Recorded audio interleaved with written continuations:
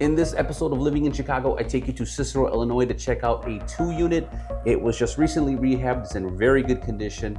And don't forget to like and subscribe to see more videos, more video tours, and to find out more about what life is like living in Chicago.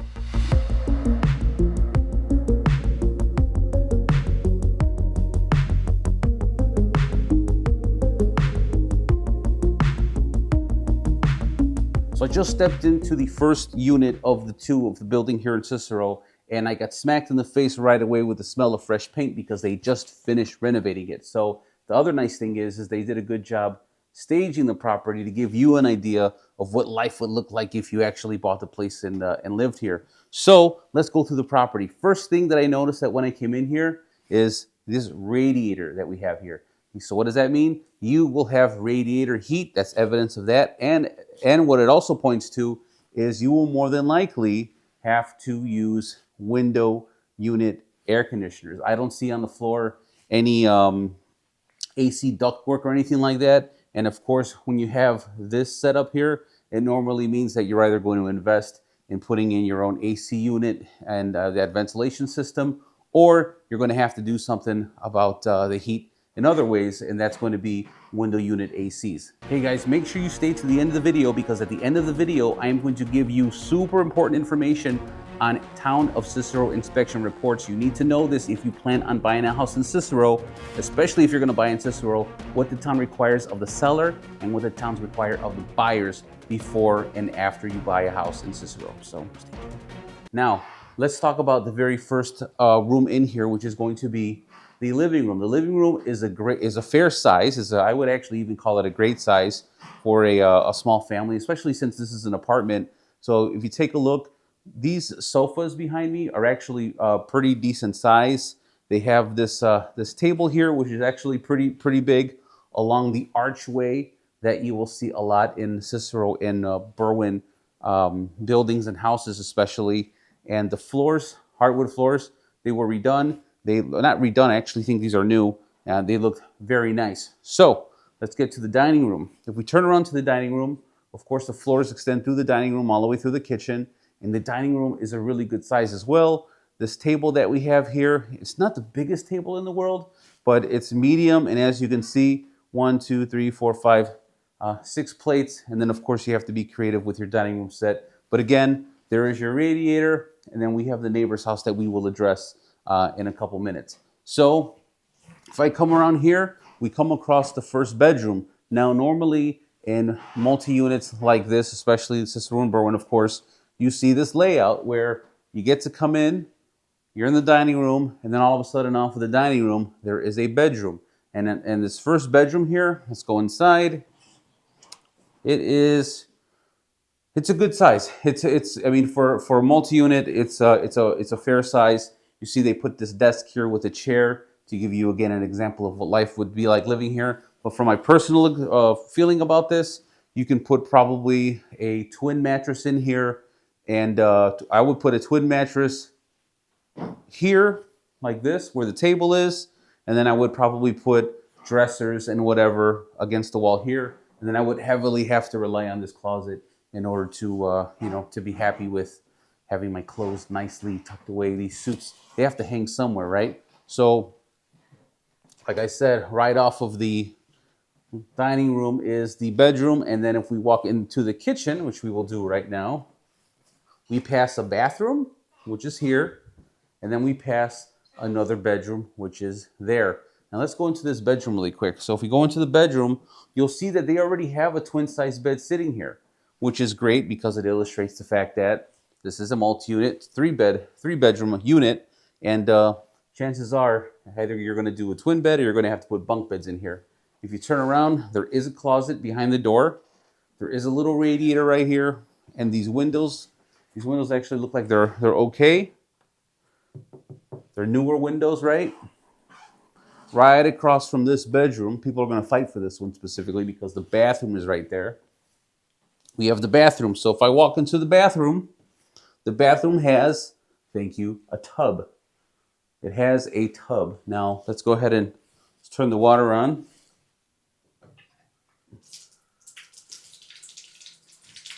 Okay, I turn the water on. Let's turn the shower on. Let's turn the shower on.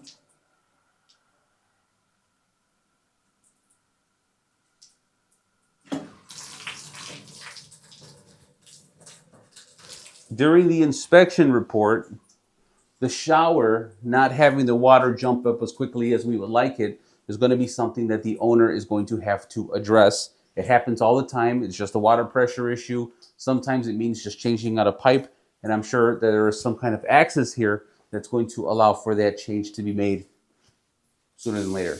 But look, good water pressure. So, case in point, don't let something like that throw you off and make you walk away from a building or from a property, because things like this can be fixed. They happen all the time in the industry, and that's that. So we'll leave this bathroom now.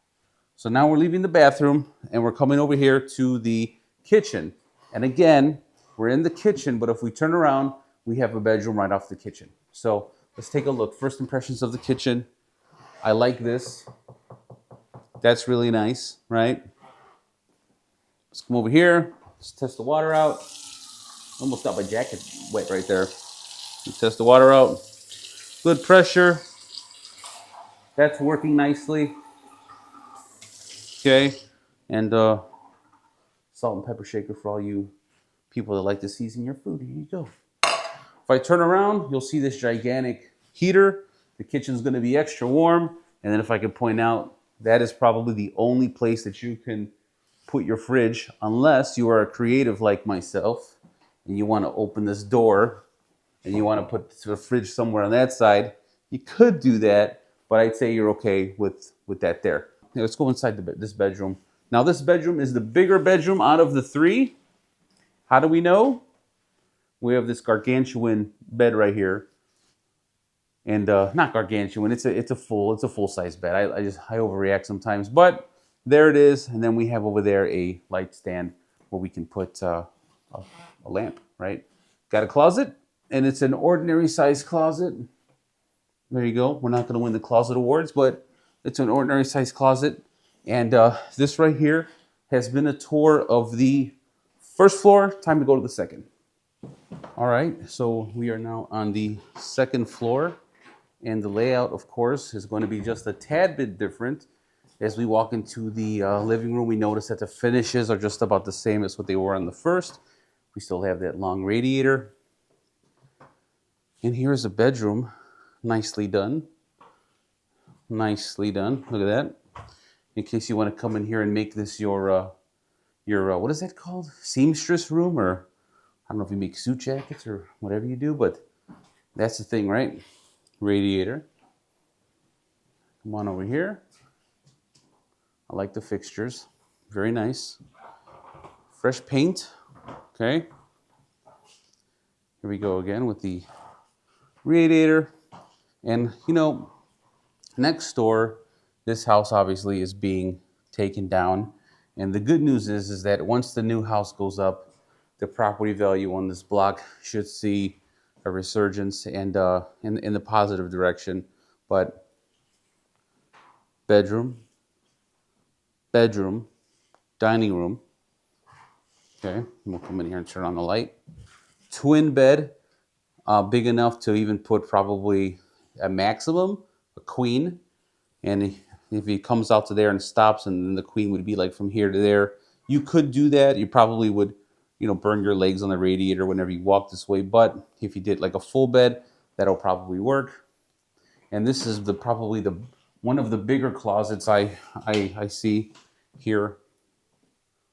And yeah. So let's go through here. And if you guys are still watching, I am going to go over really quick what to expect when you buy a property in the town of Cicero. So just hold off for that. That's going to be really good information that you guys are going to need. But I digress. The bathroom looks really good. Okay. Shower. Let's see how this goes. That's working. I like this fixture, this handle, and this spout. And then look at this, pressure's better. So we know the pressure exists.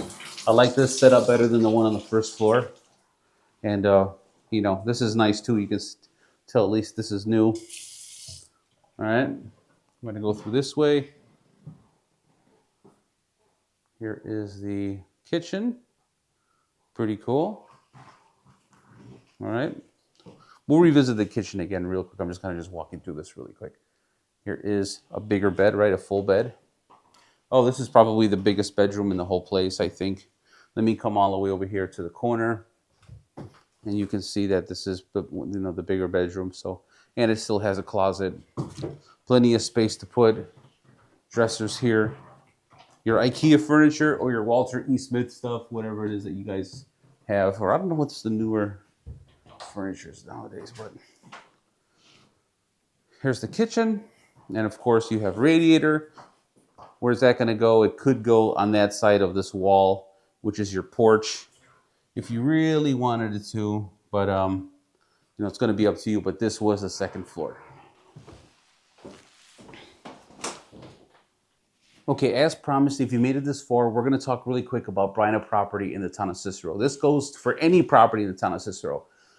What you need to know is that every time somebody sells their property in Cicero, they are required to do something called a town inspection through Cicero. They send out an inspector to go through the house and to point out everything that this town wants to say needs to be changed, or safety issues that need to be addressed. So whether or not it's a rehab property like this, or it's a brand new property being built, or if it's a property that somebody's lived in the last 32 years who's never done anything, the inspectors are going to show up and they are going to find things for you to have to take care of. Unfortunately, it just is what it is. Now, here's the deal. If they show up to the property during the pre-sale inspection and they actually find things, they have two options. The first option is they can tell the seller, hey, here you go, go fix that, and you have 9 months to do it. Or what ends up happening is if the seller of the property in question is selling the property as is, there is an ability for the owner of the property to push off the responsibility of making those changes over and handing them over to the buyer. So when the buyer buys the house, if there is a property inspection report where there's things that have not been corrected or addressed, the town of Cicero will hold that new buyer responsible for making those changes. You get 9 months right off the bat to make those changes. And if the changes require that you have to hire somebody that's a professional in the industry for something specific like plumbing, for electrical, for roofing, for changing windows, then you're going to have to pull a permit from Cicero and then hire a contractor or a professional that is licensed to work in Cicero. And that's just the way the township does it. But a lot of the times what ends up happening during the deals is the first question that I ask as a realtor is, have you done the inspection with the town for the property you're selling? And number two, where is the report so that we can see it? Because what ends up happening is some people are so eager to buy houses. They look at the price of the house. They say, let's make an offer. Here you go. But the inspection was never done. Let's say you offered $450 on the property. It's as is. And then the town inspection comes and the list says, hey, you have 9 months to make something like $30,000 in changes in 9 months. Now they're at responsibilities on you, and it's too late because you've already put in your offer at X amount of dollars and you put yourself in a corner. So whenever I sell a property in Cicero, the first thing I tell a client is, hey, before we put our sign outside and we put this on the market, we need to take our time, slow down a little bit. It's going to benefit the seller in the grand scheme of things. And let's go ahead and let's get that property inspection report so that anybody that's coming through can buy it knowing what is on that report. Because the last thing you want to do is put your house under contract, be excited that you're going to sell it, and then all of a sudden the buyer's like, hey, wait a minute. How come it says that I got to change this BX wiring to conduit? And why does it say I have to get rid of the pool? And why does it say that I have 9 months to change the service in outside from 60 to 100 minimum or to 200 standard, being that that's probably a newer electrical standard to go with. So good thing you're watching the video and you're educating yourself, especially when it comes to places like Cicero, Berwyn, Lyons. They all do this. The city of Chicago, their inspections are a little bit more wild, wild west. But these people here in these towns, they will come and check. They will knock on the door.